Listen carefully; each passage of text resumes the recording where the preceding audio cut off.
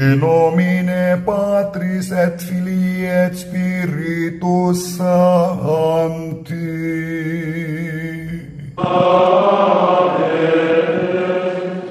Dominus vobiscum.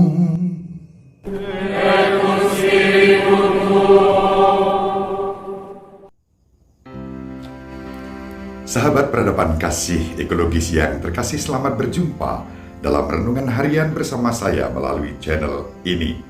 Semoga panjenengan selalu sehat, tetap semangat, dan bahagia, kebahagiaan yang bersumber dari kasih Tuhan sendiri yang selalu dilimpahkan kepada kita. Hari ini kita akan membaca Injil Lukas bab 12 ayat 49 sampai 55.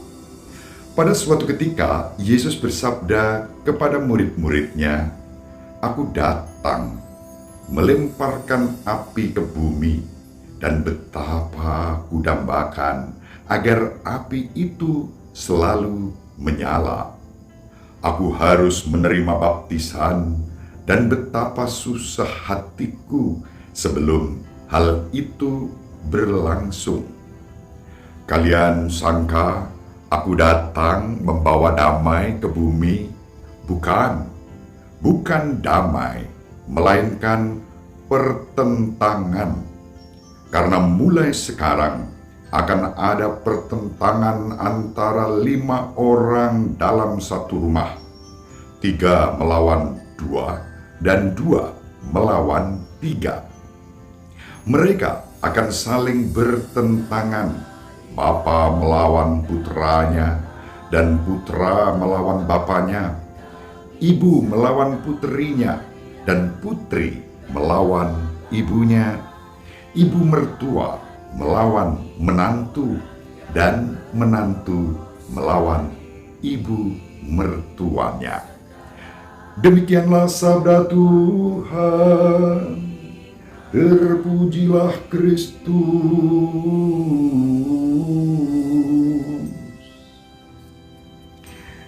Sahabat peradaban kasih ekologis yang terkasih dimanapun berada, mungkin sabda Tuhan Yesus Kristus dalam Injil hari ini membuat kita heran.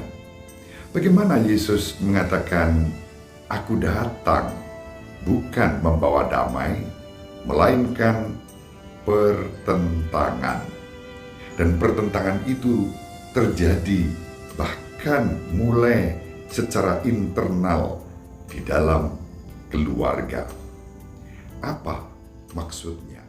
Kiranya dengan sabda ini Yesus hendak menunjukkan kepada kita damai sejahtera sejati yang dibawanya untuk kita. Pasti, sekali lagi, pasti Yesus membawa damai sejahtera. Namun, damai sejahtera yang dibawa oleh Yesus bukan damai sejahtera tipu-tipu, bukan damai sejahtera ecek-ecek, bukan damai sejahtera kaleng-kaleng yang hanya bersifat basa-basi, tetapi damai sejahtera yang dibawa Yesus adalah damai sejahtera sejati. Kesejatian damai sejahtera itu kita peroleh bukan dengan cara yang mudah. Itu kiranya mengapa Yesus mengatakan, "Aku datang bukan untuk membawa damai, melainkan pertentangan." Pertentangan bukan pertama-tama sebagai suatu konflik of interest, konflik kepentingan pribadi-pribadi, tetapi pertentangan, konflik justru untuk memurnikan kebaikan, kejujuran, kebenaran dalam mewujudkan keadilan dan kesejahteraan. Itulah pertentangan yang dimaksudkan oleh Yesus. Artinya, kalau kita memilih sesuatu yang baik untuk keadilan, untuk kebaikan, untuk kesucian, bisa jadi dan bisa dipastikan bagi orang-orang tertentu yang tidak menginginkannya, itu akan menjadi sumber konflik, sumber pertentangan. Dan pertentangan itu bagi kita yang ingin menghadirkan kebaikan, keadilan, dan perdamaian tidak pernah disertai dengan kebencian. Kita menyampaikan suatu keadaan yang objektif, ini benar. Dan bagi pihak-pihak yang terus membuat kebohongan, penipuan, kamuflase, bahkan pembangkangan terhadap kenyataan yang jelas-jelas harus dilakukan, namun tidak dilakukannya karena kekuasaan yang dimilikinya, disitulah pertentangan terjadi. Contohnya, kita sedih hari-hari ini.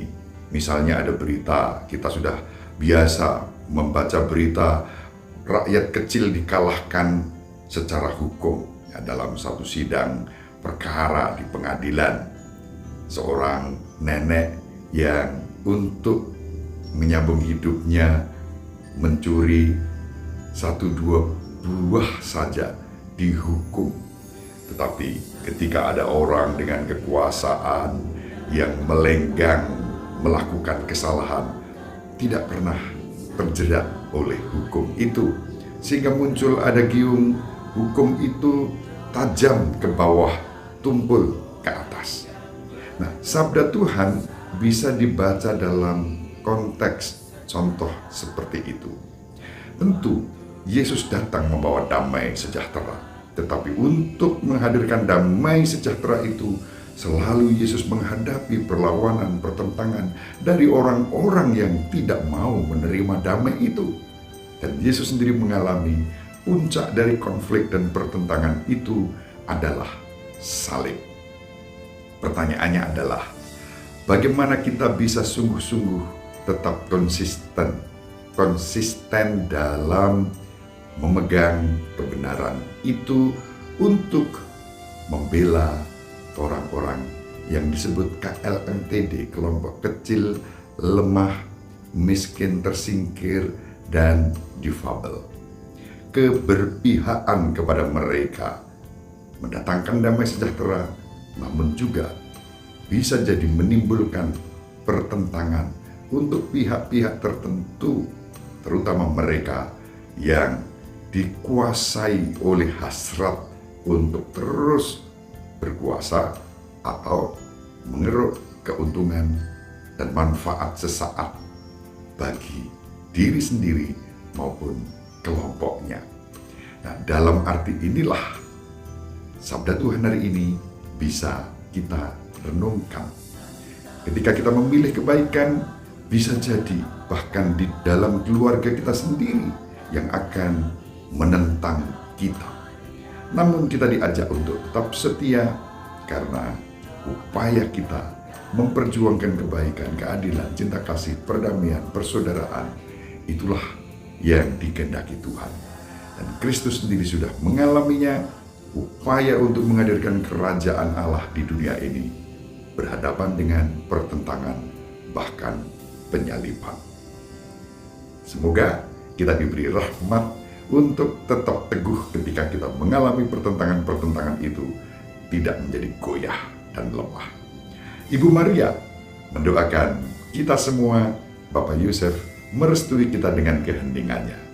Semoga sahabat peradaban kasih ekologis bersama seluruh anggota keluarga dimanapun berada, panjenengan diberkati oleh Allah yang Maha Kuasa, Bapa dan Putera dan Roh Kudus. Amin.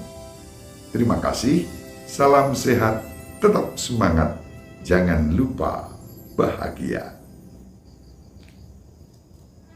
Sahabat peradaban kasih yang terkasih, sampai jumpa pada episode berikutnya.